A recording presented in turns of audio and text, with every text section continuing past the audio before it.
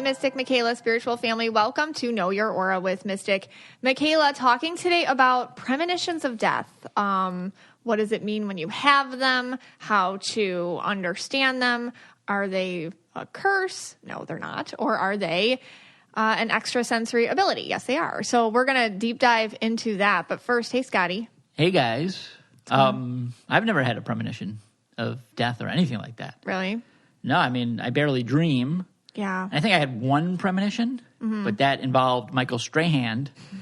We've talked about this. Yeah, we've talked about this, and it's just too intimate to talk about. So it's like a real thing. Yeah, it was a lot of intimacy between me and Strahan. Yeah. And that, I mean, that's basically it. So I've never had a premonition of death, but we have a lot of Mystic Michaela spiritual family members that have, and we're going to be talking about that later on. Yeah, we're going to be hearing their fascinating premonition stories. Yes. But last night we had our Recovering Empath workshop. Yeah. Many members of the MMSF were there. It was an incredible night. Of course, you're the leader. Well, I'm just of it. really passionate about empath awareness, and then I was doing this workshop in the house and locally in person, and it was always a big hit, and everybody became friends after and stuff like that. And COVID, and I was like, I don't know, I didn't even think about it. And then one day I'm like, what if I just did it on Zoom? And then we did it, and it worked out beautifully. Yeah. I mean, even during the breaks, people were talking to each other, giving each other support and advice. People were really opening up, to the best of their comfort. And I've just gotten so many messages, and I really appreciate you guys. I have to say, just being, I guess, finding strength in our vulnerability together and encouraging other people to do the same thing. And I don't know, last night it's one of those, we watched that movie Soul. Yeah. It's that's my spark. You know what I mean? Just that is my spark. Just feeling other people, I don't know, feeling their worth. It just makes me warm and fuzzy. No, it was incredible. And of course, at some point in time, again, we will be doing them in person. Yeah. And, then people could hug each other again. Yeah, that's what we did. Feel it. A lot of hugging. Yeah, it was always a lot of hugging. And then, I would always go out and get a great spread. Yeah, of dessert. you'd feed people. Yeah, so I'd always have chocolate covered strawberries There's more and all those food things. There was a lot of food in person. Yeah. A lot of food. Yeah, a lot of leftovers too. And Leftovers. A lot of cheese cubes and such. Yeah. Yeah, we'd be eating that stuff for days. The kids loved it. They'd come down, after the event and just start crawling at it.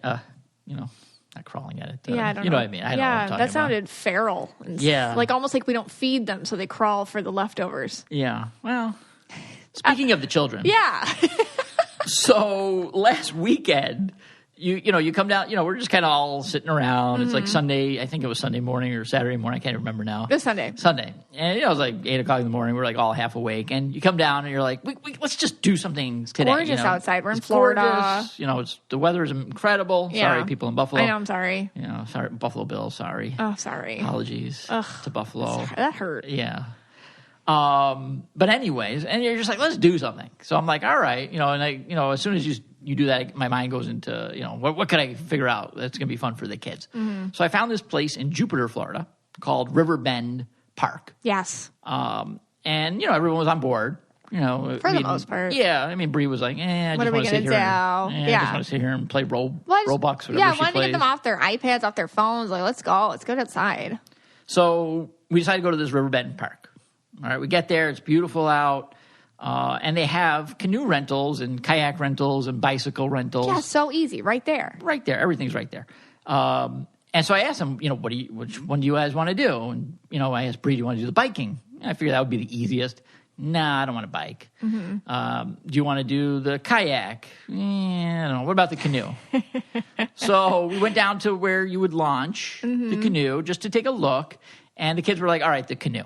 Because we could all go in the same canoe, all four of us. Right. And so they were okay with that. Yeah, it looked nice. It looked very calm and serene, too. Yeah. Of course, we had put all our phones in the car because we were trying to, detach from our phones. We wanted to get to the Galactic Confederation. I brought one phone. Into the Matrix. Yes. Right, that we learned about last week.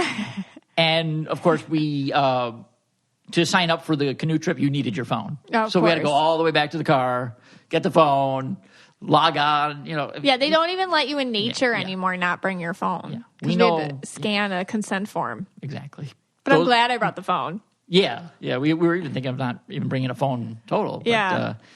Obviously, this outfitter is not going to get to the galactic biosphere. Right, Scott. Because they can't get off their phones. So you have to. Okay. Anyway, so we get the canoe rental, put on our life jackets, and, we're at the dock.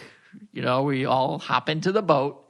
And then within seconds, the kids start screaming like banshees, like complete bloody murder. Like everybody else with normal children in their canoes are looking at us. Like a little toddler goes by in a life vest, like with his own set of oars. It's just like, what's wrong with your kids? Paddling. Yeah, my kids are like clutching each other at the bottom of the canoe because they wouldn't sit on the seat, so they sat on the bottom of the canoe. Hence why at the end they were soaking wet. Yep. And they're clutching each other, screaming hysterically. Why did you make it? Now you just spent like $70 like renting this canoe, right? So you turn into Red Scotty. Right. Like where you're like, I mean, don't make me turn this canoe around.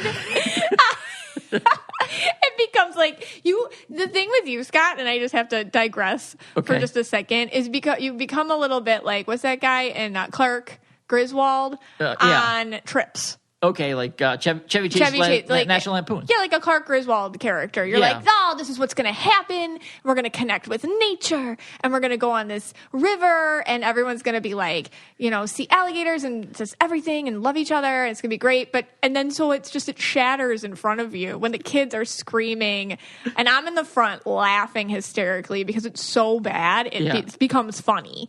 And you're just like, I just take my money and throw it in the river. That's just what I did. So they're screaming. So continue. I love when my voice gets to this high pitched, and that's always the voice you use for me.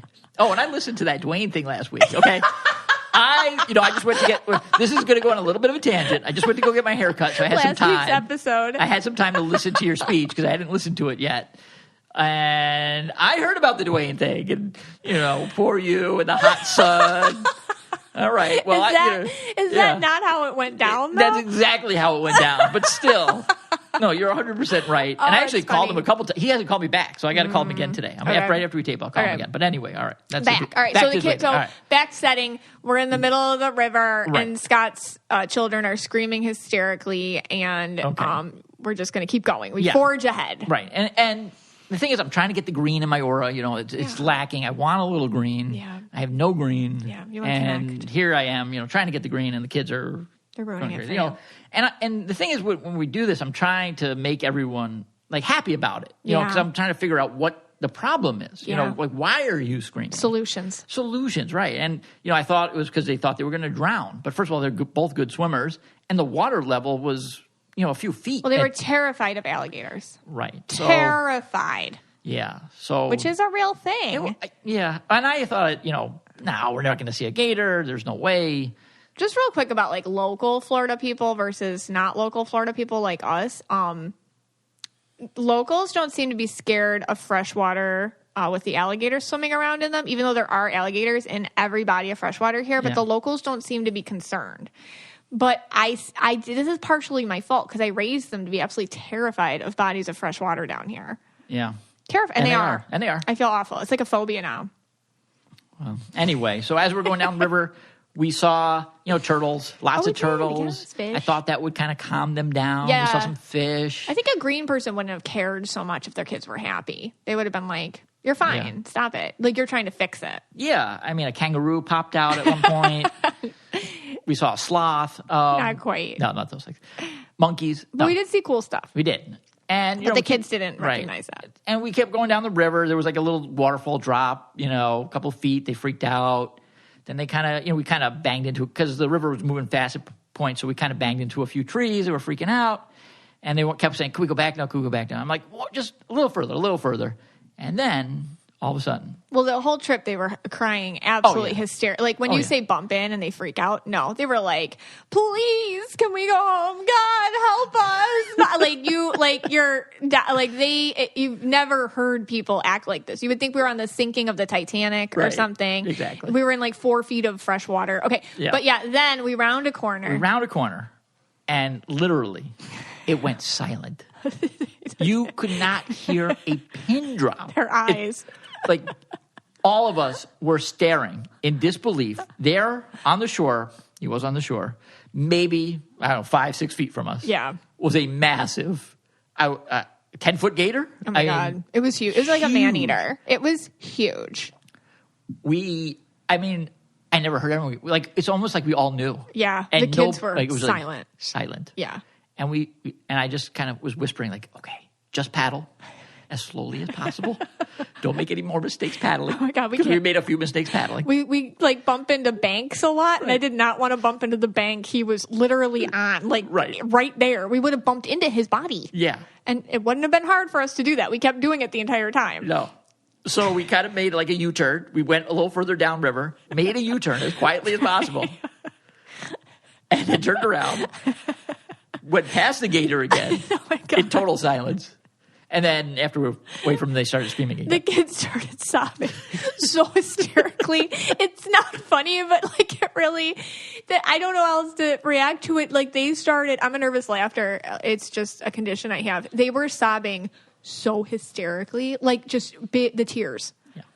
Like why? Meanwhile, there are other people on this river. Okay. Right. This is like a whole company rents out canoes. Like we saw people constantly. I mean, we saw something that we probably also shouldn't have seen. Oh my God, I forgot about that. In the middle of this all, we turned another bend, and there wasn't an alligator. Oh my God. There was a couple, and they were in the act of fellatio. I mean, they were? We could say that, right? Or we have to make it explicit on the... No, we can't. No, you can say that. Oh, you can say that. Okay. I think you can. Yeah, without getting the... Let's just say they were enjoying something on the water that we all, like, we had to go by them, like, inches away. No, we did. Yeah. and they were like, and the girl like hit her face, and then the guy was like, sorry guys. Because like, you know, can you imagine? Yeah. There's like a whole family paddling by you and you were doing that. Right. And they had like a friend as a lookout. Yeah. And so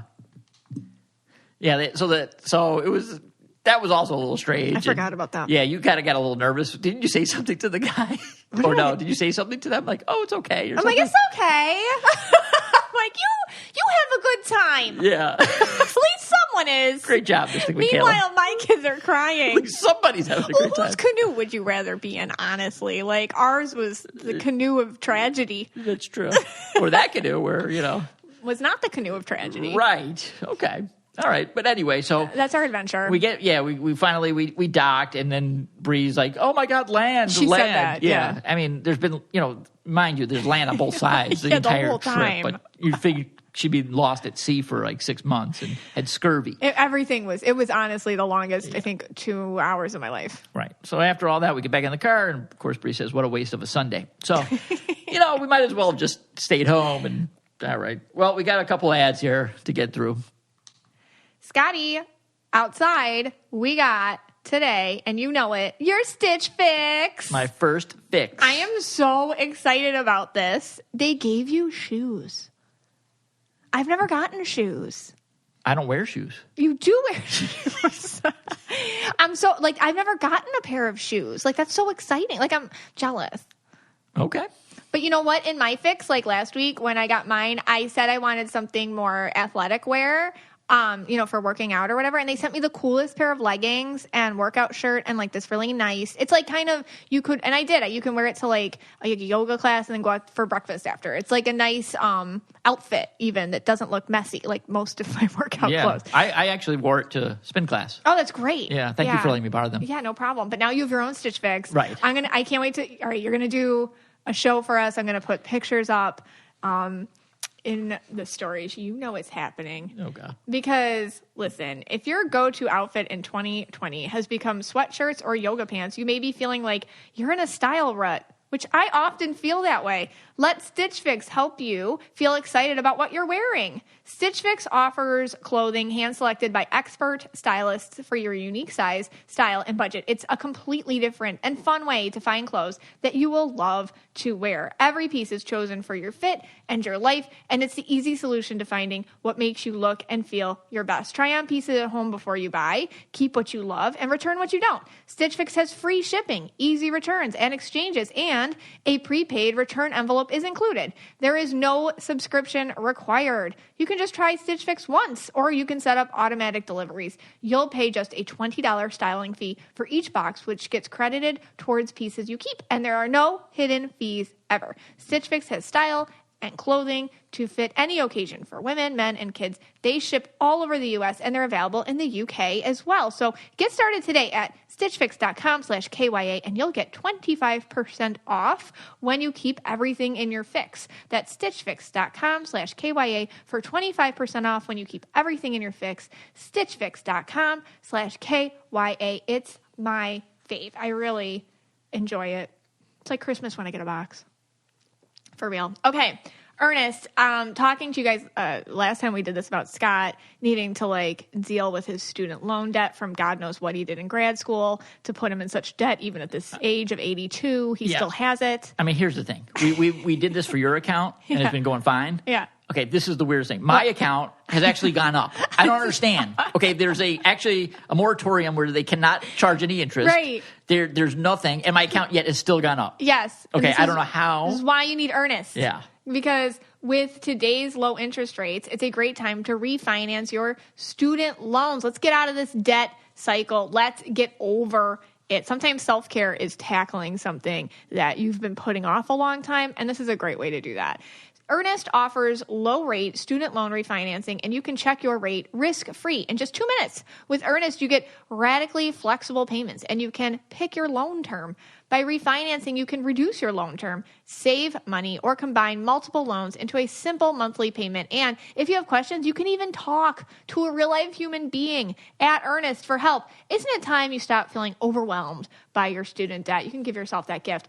Earnest is offering our listeners a $100 cash bonus. Refinance your student debt at earnest.com/KYA. Terms and conditions apply. Now, Earnest is giving our listeners a $100 bonus. Refinance your student loans at earnest.com/KYA. Terms and conditions do apply. Once again, you get a $100 cash bonus when you visit earnest.com/KYA to refinance your student loan. Not available in all states. Terms and conditions apply. Visit earnest.com/KYA for more details. Terms and conditions apply. Earnest student loan refinancing made by Earnest Operations LLC, NMLS number 1204917, California. Financing law license number 6054788, 303 2nd Street, Suite 401N, San Francisco, California, 94107. Visit earnest.com/licenses for a full list of licenses. All right, so I mean, upcoming now, we're here to talk a little bit about premonitions of death. I mean, I have premonitions that I'm going to die with that student loan, but other than that, again, I've not had any of these premonitions. All right, so let's hear what you have to say about the topic. All right. When I'm talking today about death premonitions, a story that I guess just recently happened to me like pops into my head. So I had to go to the dermatology office, and I had to get my that's a long story. I had to get my face lasered because Abby gave me a pregnancy mask, and if you don't know what that is, it sucks. But anyways, I was getting it lasered off which isn't fun. But the laser technician lady, she was super yellow and she's super bubbly and, you know, she's cute and she's jumping around and buzzing around the room and chatting about all sorts of things so I don't notice that it hurts to get my face lasered. And you could tell she likes, just in her life, you know, she's yellow. She likes to make people look better and she gets every single spot on you lasered off real good.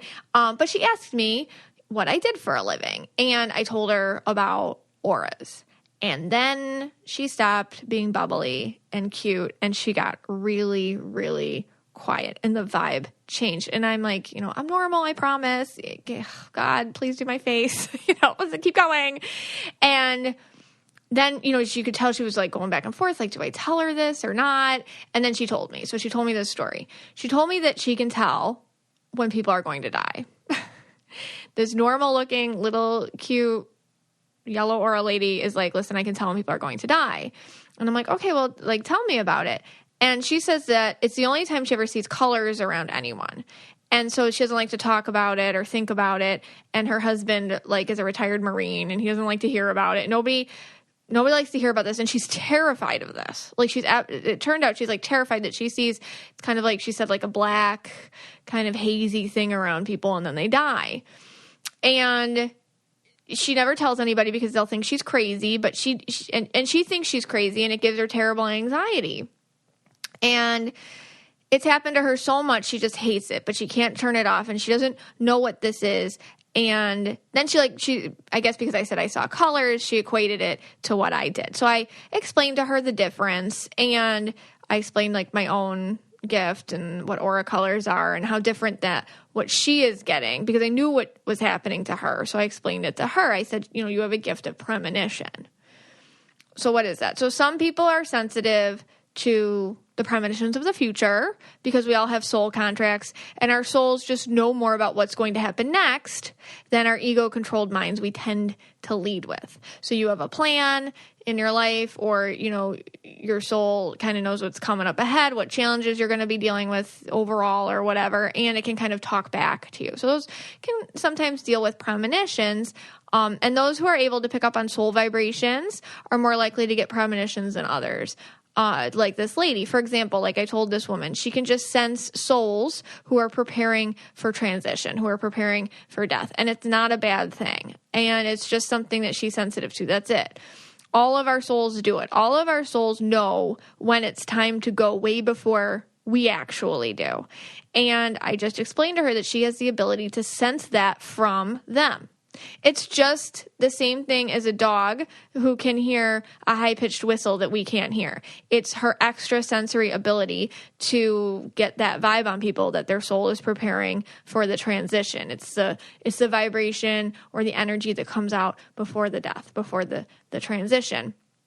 And if you ever had a premonition of someone passing, and then they do, that's what happened. Sometimes it's easier with family members or people who you're close to. Those are because you have a stronger psychic bond with them. But this woman, she was just it's different. She was sensing she has an ability to see that energy or that essence kind of glowing off people before they transition. Basically, other people's souls or their higher selves, which aren't always in direct communication with their own logical mind, can speak to you. So this is when you have a premonition of someone you love passing before they pass. That is their higher self communicating with you. Sometimes when someone we love goes, things that they did before seem to signal that they almost knew, even though they didn't. I had a reading with someone and she was like absolutely guilt-ridden that she didn't answer a text from her father that said, "I love you," before he passed that night. He didn't know he was going to pass. He had a sudden cardiac event, but she thought it was very odd that he texted her that so randomly. He wasn't really the emotionally effusive type, and she felt terrible that she ignored it, even knowing it was weird that he wrote it. But something in him knew that he had to get that out. For some reason, he was pushed to write to her. Why? I hear this all the time. You may see it in your own life too. People who pass sometimes tend to do organizational things before they go, even when they don't know that they're passing. Little messages or changes to the will or gifting things away. On some level, they know. And some of us have this ability to pick that up, like the laser technician lady. And some people, it will happen irregularly too. Like, you don't have to be a medium or psychic, to by trade to do this. This is something that it's another way we communicate as souls that sometimes pops in through all our nonsense, all our ego-driven layers, and talks to us. And sometimes it can happen where somebody that you aren't super close to comes to you in a dream and tells you that they're going to go before you do. So dreams are a thing too, and sometimes it's not always somebody that you're super close to. For example, my friend had a dream that a friend of hers, an old friend, but not one she was super close to day by day, but that friend of hers mother came to her in a dream. So her friend's mom came to her in a dream. Her mom wasn't dead. She just had a dream about her. And in this dream, the mom said, "Say goodbye to my daughter for me." And my friend was very alarmed by the dream, but she shrugged it off. And in a few days, guess what? The mom passed unexpectedly. And she told the friend about the dream. And she didn't, a lot of times, like, you don't know what this is about, or was it real, or like, did I cause it by having this thought? No, it was just a friend's mom coming to her via her higher self on the astral plane before she passed to just say goodbye ahead of time, to prepare everyone mentally so that she could get that goodbye out in her higher self, even though her ego self couldn't do it because it didn't know. We make preparations. Like, we walk between worlds. We can alert more people this way to our passing before we actually pass. And that's a premonition when you have a kind of sense of that. So I'm telling the laser technician lady this, and I feel like, she was perhaps slightly relieved that maybe this made more logical sense what it was. She thought she was dealing like with evil or the devil, or she was connecting to some dark force, and it's not. It's not. I mean, death is a transition like any other transition. It's part of life. Life is very temporary. We transition out of it. And some people can just tell. It's the same thing, like some people have a sixth sense when they know somebody's going to go into labor because that's a transition. Some people are very, like doulas, some doctors, some people are very connected with energy, understand, okay, you know what, there's something going on here. I feel you transitioning. Little things like that. Or they'll tell when you can have a health issue. There's dogs that you can get that can tell you when, for people with seizure conditions, they tell you a day or two before, hey, you're going to have an event. Why? You're giving off an energy. It's just energy. And it's the ability to be extra sensitive to that transition that creates the premonition. I have to randomly point out here that sometimes death in a dream is more symbolic than literal. And the person who dies is representative of more of a metaphor. So there's a difference here. I'm going to hash this out. So, for example, if you have a premonition, your boss dies, it could mean you're prepping for a career change. Or if you have a premonition that mom dies, it could mean some sort of release from a trauma you associated with her. For example, I had a client who was wearing a lot of inauthentic red. She was authentically purple and blue. So she was emotional and artistic and creative, but her whole life she was told, that's not going to work. Who you are doesn't work. You're not going to be successful. That's not the way the world works. And so she wore that inauthentic red to cover it up. And she always took jobs of leadership and sales and competition, things that weren't suited to her, but made her feel like she was worthy based on how she was raised. And she had this continuous dream of her dad dying over and over and over again. It's so upsetting. And she needed to understand it. But what happened was she ended up quitting her corporate job that she hated and went back to school for like something completely different. And she, like, the dream stopped. And she realized it really wasn't about her father dying. It was about that link to why she was the way she was, the programming. So dreams are very metaphorical, and death in a dream doesn't always mean death. How do you know when a death dream is a metaphor or a symbolic dream versus a premonition? Questions. Did it feel real? Like, real. Did you wake up sweaty, stressed, thirsty? Did you feel like it actually happened? Is it more of like a guilty feeling or a feeling of worry? Because that would be like just a metaphor dream. Or does it feel like a truth, like a quiet, peaceful truth? Actual premonition dreams feel like visitations also. Like you had a conversation with the person who's passing. They told you they were going, or there was some sort of exchange between the two of you that felt very personal and emotional. Symbolic death dreams are more like you watched it happen, or it's a scenario where you're watching it play out. There's not like an actual conversation with you and the person. So that's kind of like a difference. So you have to, I don't want y'all getting like stressed out. I think it's just knowing yourself always helps you with understanding your soul talk, or the way your soul talks to you versus the way your mind or your ego speaks to you. A few days before my grandfather, who was ill, died, I had a dream. He came to my house and picked me up in this car, which was his favorite car, and took me for ice cream. And he dropped me back off and said, "Bye for now." And it was so real. It was so nice, but I knew it was closure. I was 16, and I felt like this was him saying goodbye to me. It was something which stuck with me forever, by the way, like a real memory. That's another signal of a premonition dream, like a visitation before they go. It feels like a memory to me. It feels like it really happened, not a dream. It feels like the same as a memory of my life.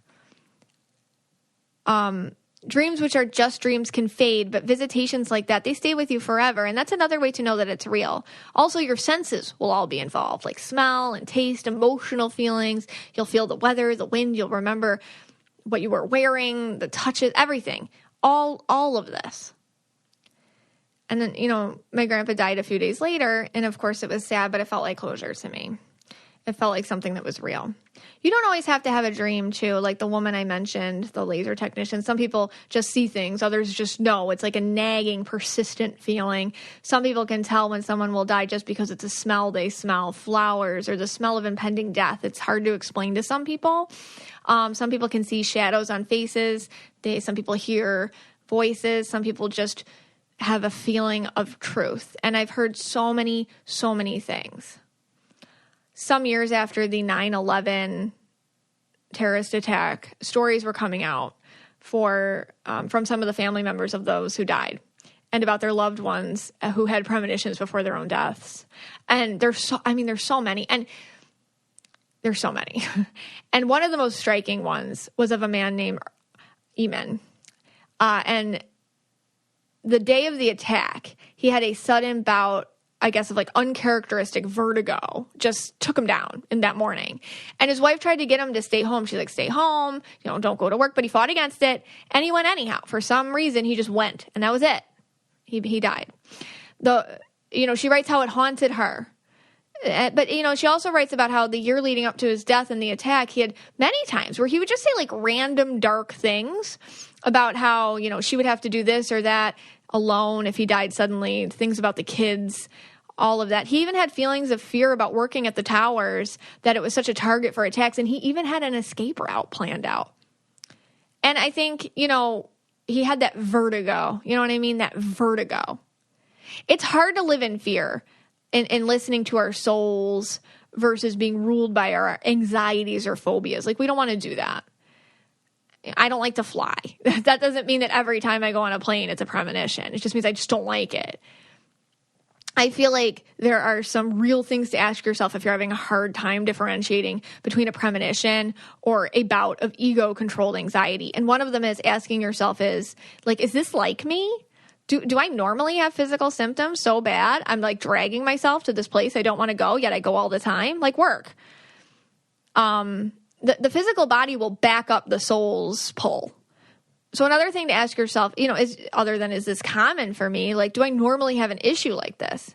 This guy never took off. It wasn't in his character. He wasn't a hypochondriac. He was a super dutiful employee. It wasn't like him to have a sudden bout of vertigo. It's so bad that he did consider staying home, but then he didn't.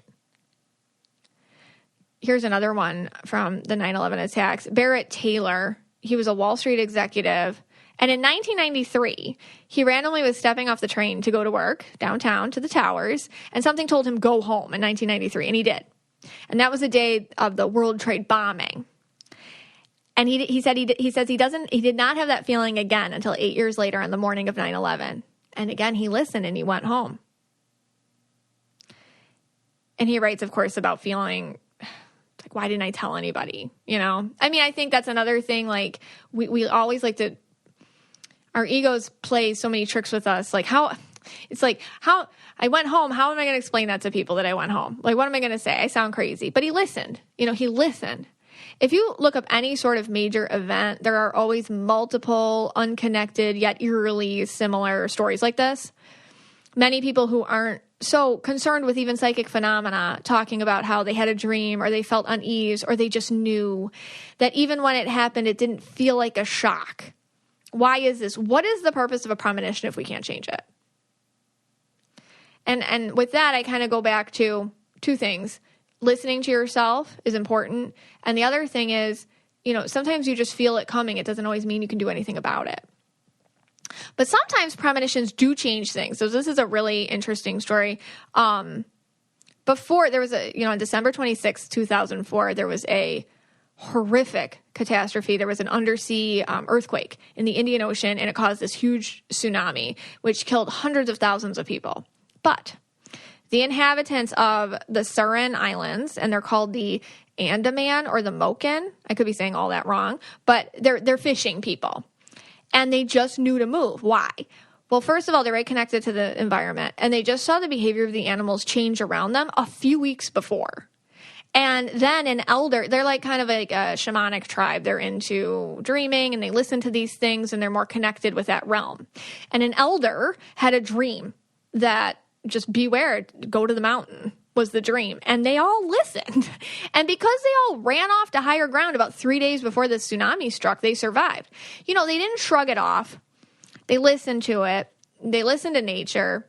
They listened to their intuitions. And they were close enough, you know, to each other, you know, and the culture itself did support such action based on these things that, you know, that it saved them. And maybe our culture wouldn't consider any of that evidence, you know, none of that's evidence, but they did, and they survived it. I truly believe that, like, when it's our time to go, it is our time, and it's transition. So I think with death premonitions, we wonder, like, oh, how can I listen so it doesn't happen? Or our egos try to make it our fault. Like, oh, I had this bad feeling about, you know, my friend doing this and I didn't stop them and it's all my fault. We have to watch that kind of stuff. But sometimes it is important to write down these feelings. Actually, I feel like all the time, keeping journals, writing down your premonitions, making sure you have that connection with yourself, because the more you know yourself, the more you understand yourself, the more you're going to understand your ego, you know, your brain chatter versus your soul speaking to you. So all this I do, like on the podcast, all this, it's supposed to really differentiate between what the programming is and what your brain is and what your human self is saying to you versus what your soul says to you. And learning how to listen to that so we can make all sorts of better choices or help the people around us or just even connect better. I think there's a lot of fear associated with premonitions. If you've had one, just like my laser technician lady, you can think that it's something you did and it's not. And your ego likes to pop in and almost shut that down. Your ego, your human self that likes you to stay the same and be very 3D, your human self, that ego, it wants you to think it's nonsense or bad or wrong or evil. And it's really not. It's just like your ability to feel something that's extrasensory. That's it. And it doesn't always mean like you're supposed to fix it or do anything with it. That's the ego's trick, to make you feel bad even, or break down that connection or be scared. But truly, it's just like anything. It's just another sense that you have, which can be heightened when it's someone you love or care about. So let's talk about some of your stories.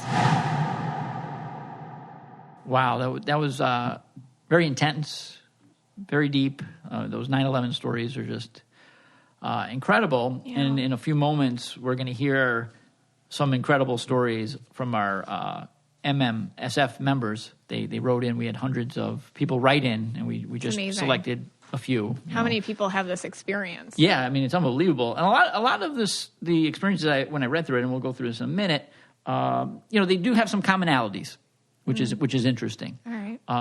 But first, we have one more ad to do. Yeah. And then we'll get into that. Yeah, I absolutely love Function of Beauty. During quarantine, I haven't really done much to my hair except invest in its, I guess, growth and health.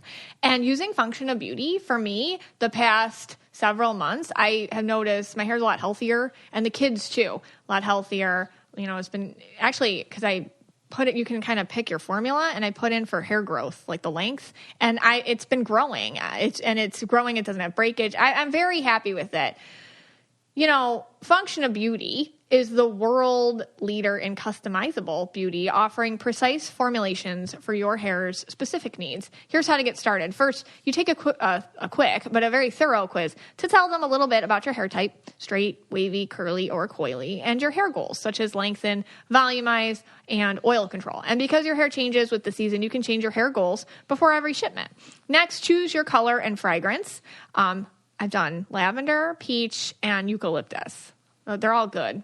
Or go fragrance and dye free. You don't have to have anything. Plus, subscribers get access to more exclusive colors and scents. Then Functions team determines the perfect blend of ingredients, bottles your formula, and delivers it to you along with fun seasonal stickers and all the instructions you need. There are over 54 trillion possible formulations, and Function of Beauty has over real 50,000 5-star reviews. Every ingredient Function of Beauty uses is vegan and cruelty-free, and they never use sulfates or parabens, and I'll tell you, you know the difference. You can also go completely silicone-free, and Function of Beauty offers completely personalized formulas for body and skincare as well, so you can customize your beauty routine from hair to toe. So never buy off the shelf just to be disappointed ever again. Go to functionofbeauty.com/KYA to take your quiz and save 20% on your first order. That applies to their full range of customized hair, skin, and body products. Go to functionofbeauty.com/KYA to let them know you heard about it from our show. I so appreciate that. And to get 20% off your order, functionofbeauty.com/KYA. So let's talk about it, Scott. Yeah, I mean, first I just have to say, yes, we might have been the craziest family on that river, but our hair smelled We had the best hair. I mean, people, when they were going by on the canoes the other way, they were saying how is that wonderful eucalyptus? our hair smelled. Is that eucalyptus? Is that lavender? Lavender. We're like, yes. All right. So we took some of the members of our Facebook group, their premonition stories, and we're going to share some with you. We'll just use their first names. Okay. I'll read them. Some of them I'll have to kind of, just kind of shorten them up a little bit. But then, we kind of could discuss these a little bit. All right. So the first one I have is from Melissa. She said she had a dream when her grandfather died. He visited me in my room. I woke up and he was standing at the foot of my bed, surrounded by a glowing white light. He addressed me by my nickname and said he's going to a better place and that he loves me and not to worry. I woke up that morning and told my mom about the dream. That day we got a phone call from my dad that he had passed that night. I remember feeling peaceful about his passing because of his visitation. Yeah, a lot of people, like we talked about, like I just talked about, just because they're not dead yet doesn't mean their higher selves can't visit you. Right. So that's a very common, so you might be thinking, but I didn't, and it's an actual thing that happened. It's somebody came and told you this was going to happen for your own mental health and to say goodbye and to prep you. And it's a beautiful gift. So that's nice that she felt good about it. Yeah. In a way, peaceful. Yeah, it's very interesting. And there was a lot of those kind of things, which I found to be, very interesting. All right, here's another one from Whitney. I knew my dad was going to pass away. He was an avid snowmobiler. And he went on a trip with his friends to Idaho to snowmobile. I had the worst anxiety that he was going to be involved in an avalanche. Wow. That's very specific. Yeah. When he was gone, and I called him to talk to him. When he was gone, I called him to talk. He was fine. He came home from that trip, and we had a night where we just stayed up talking about anything and everything until about 1 a.m. When I got in my car to leave, I had this overwhelming sense of peace. I told myself, if anything happens to him, everything is okay. You said all you need to say. A week later, he was killed in an avalanche while snowmobiling. I just got chills. Me too. It was hard for me to read the end. Yeah, that's powerful. That's powerful. I mean, his higher self. And the other thing is in our soul contracts, and it's how I interpret it. I'm sure there's a lot of different ways to interpret it, and you always have to, like I say, no matter me or anyone else, no matter what somebody tells you, I think a big thing is, does this resonate with me? So always check with that. But the way I see it is that our souls have a couple different exit points, kind of like when you're on a highway, you can take different exits. Mm-hmm. And I feel like we know when we're going to take one of the exits. And even if you're well and fine, there's a part of you that can go kind of give that vibe off to other people who are sensitive to it or have a psychic bond with you, like a daughter to a father, that this is going to end soon. It's amazing how the energy works like that, because there's a contract. There's something that is predetermined for some reason. That's heavy. Yeah, I got chills reading that one. That was very specific. Yeah, it was really specific. I mean, avalanche. Unbelievable. That's very specific, yeah. All right, next one's from Lisa. Okay. She writes, I work in LTC. I'm not sure. Is that something with nails or something, I think. And sometimes get weird feelings. Sometimes I'm totally off too, though. Okay. One time I was painting a lady's nails, and I thought to myself, oh, her nails are going to look so good when she goes to heaven. And later that week she died. Wow. So like her higher Just self was told her. communicating with the other person's higher self. yeah. Yeah, because like, well, it's just some of us are sensitive to when other souls are preparing to transition. That's amazing, and Yeah. it's interesting, like that she got that message. You know, it's like another voice talking that's not quite you. Yeah. You know, like that. So that's a common theme, I think. All right. Russell writes, when my grandma died in May, I kept getting a feeling she was going to die on May 20th. But I kept seeing 520 every day or random things like that.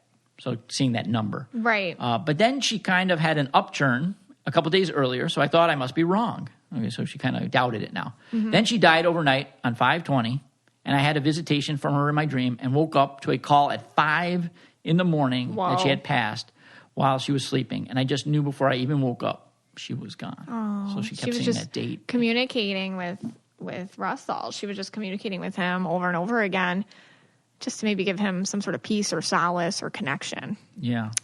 It's interesting. And it's weird, like, they kind of doubted themselves. That's interesting, right? Too, yeah. That's the ego telling you, you're making it up. That's crazy. That's why I was talking about, like, you have to kind of ask yourself, is this like me? You know, I'm not like this. So there must be something to it, because this isn't a normal behavior of mine to think about grandma this way.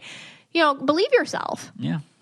Interesting. What else we got? All right, the next one I'm going to give like what do you guys use, like a trigger warning? Like Trigger warning. Yeah, like All right, if you want to skip ahead if you must. can. This one's Okay. really intense. Okay. Okay. All right, so Leah writes, my son, I had visions my entire pregnancy. I saw shadows at night, the shape of a girl, and it gave me the most horrible feeling. Never experienced anything like it. The whole pregnancy was off and seemed strange. I went to my appointment at 26 weeks and had this feeling. I knew it was coming. Oh, He didn't have a heartbeat. that's very upsetting. I had to induce, and I gave birth to a baby boy. He had a complete cord knot, and he suffocated. As soon as he was born, the feeling went away, and all the visions stopped. I have 3 children, and in every pregnancy, I saw them in my arms before they were born. I knew what their sex would be from my dreams, and I never dreamed of him. That gave it away. Oh, Leah. Thank you for sharing that. It made me emotional. Well, you got my blue going I here. know, like we're like crying over here. Oh my God, we're both crying. You know, I this is like a whole separate subject, just because talking to a lot of moms, like when I do my mediumship readings, who've lost their babies and you know, baby loss and pregnancy and whatnot. Again, this life is so temporary, you know, and I think it makes it beautiful. And it also makes us wonder, like, why? With this and with a lot of other moms, sometimes I see that your role as a mother with this other soul was to carry them for this amount of time, for whatever reason it was, or whatever contract you two are fulfilling. You were, you know, you just being a mother to that baby for those 26 weeks is what it was about, for whatever reason. And you both, you know, just such selflessness on both ends, like with that mother and child bond there. But that's interesting that her heart knew that this wasn't like the other children she was going to have, that this child was going to be a different relationship, a different story, is such a premonition. Yeah. That's All amazing. Right. Yeah. I mean, I'm trying to get it together here. Yeah. All right, let's do just a couple more. Okay. Maybe a little bit lighter. I don't know if actually, this one's not, none of these are light. This isn't a light show. Yeah, it's just not a light show. Yeah. Well, I'll skip to this one then. This one's a little bit interesting because it deals with kind of like, let's read it and then we'll see. All right, so Stephanie says, I had watched the movie V for Vendetta when it first came out, like 2005, 2006-ish. And the quote from the movie, remember the 5th of November, stuck with her afterwards. Okay, so remember the 5th of November. Mm-hmm. It would randomly creep in my mind for years, and it always made me wonder what it is. Why? Why do I remember this one quote and nothing else from this movie? Why? Just ever so often, I would hear it chanting in my mind. Flash forward 11 years. My son passed away on November 5th, 2016 at 16 days old.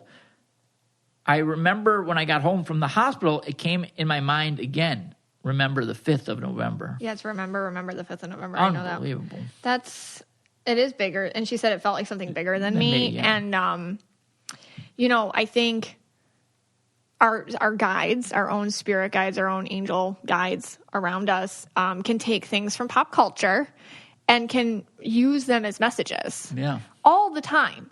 And even though you're like, well, that was just a movie. Why is it stuck in my head? Like, whatever. Because something was going to happen on that date. And this just kind of like further, for me, goes back to always the soul contract situation. What just moments that were going to happen before they happen have to do with some sort of bigger picture. That's just very, and I think like with that, like to what end was that information good for her? Like she couldn't do anything about it. So like, what's the point of her having, that's what I would think, like what's the point of me having this message if I couldn't fix it? Yeah. But maybe your role isn't to fix it. Maybe your role is just to understand that, yes, something bigger than you is holding the strings here of what happens, and to let go of that control or any sort of want or need, which I think that she understands. Yeah. What? No. Could you answer this question about me for a second? Okay. I know I'm making it about me, but yeah. When I went through all of these this morning, and I just want to say I read every single one. Yes. Okay. I read every single one. So if yours did not get picked, know that it was read. When I went through them this morning, I read through them. Yeah. Just like I was reading the sports page. Right. Just like I was reading a stock chart. Right. Nothing. Nothing impacted me. I just read it. I'm going to pick this one. I like this one. Yeah. This one, I was kind of looking more to like different types of stories. Try to cover the spectrum. Right. Now, when I read these I can't even keep it together. Like I'm literally have tears in my eyes. Yeah. My stomach hurts. I know. And I'm crying. Why? Is there any reason for that? Yeah, I mean, that's last night, if you can't answer it, then please. No, I can. Like last night at the workshop, we talked about empaths versus, empathy, or empathic people. And Yes.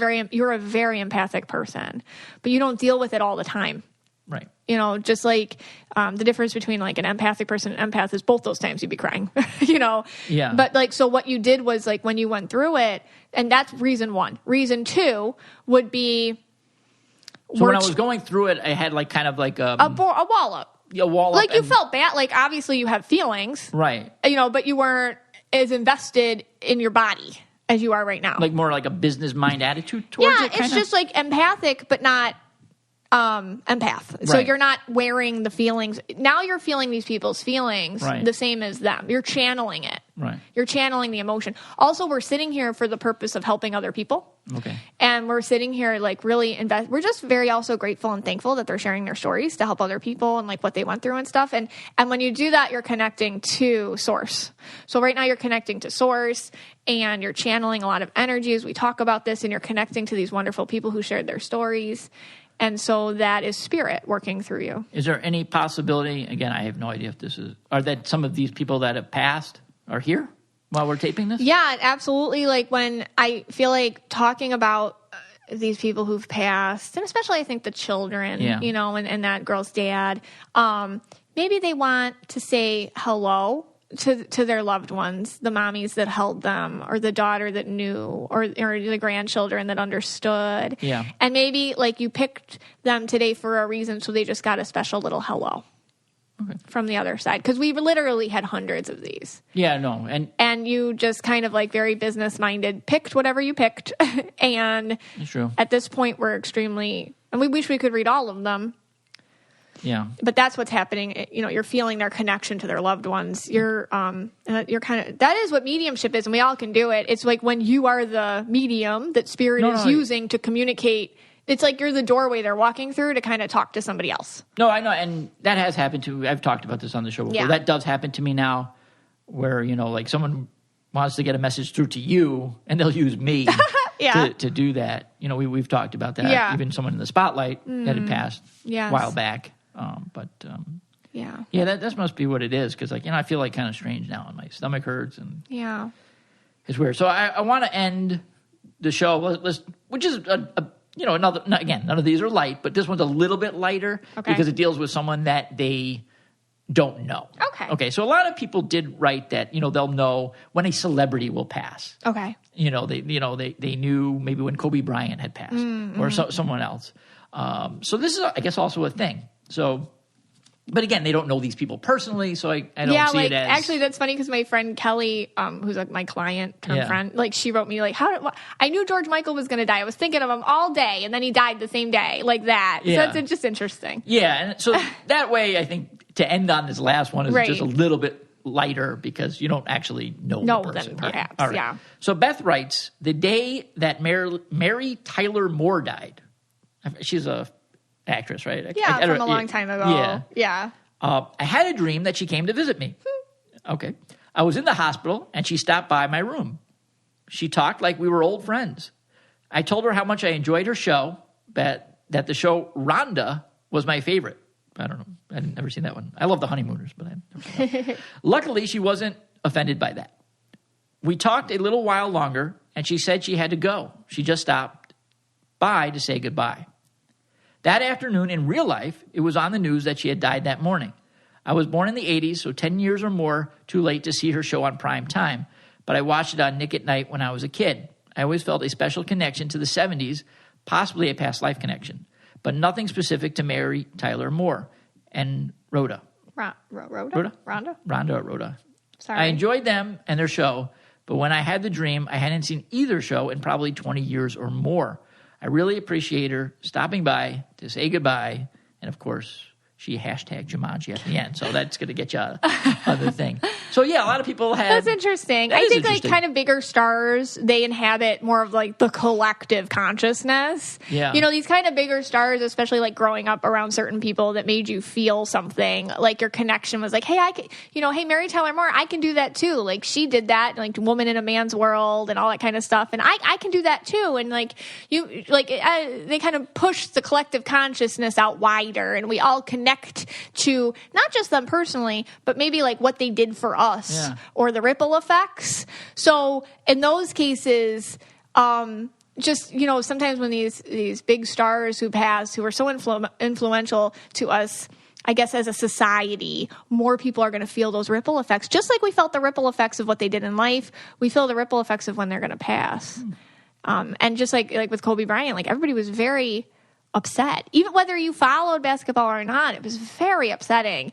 And it's because he did a lot of work in society, in the collective consciousness to push us further and higher as humanity. So little things like that, like we all feel it.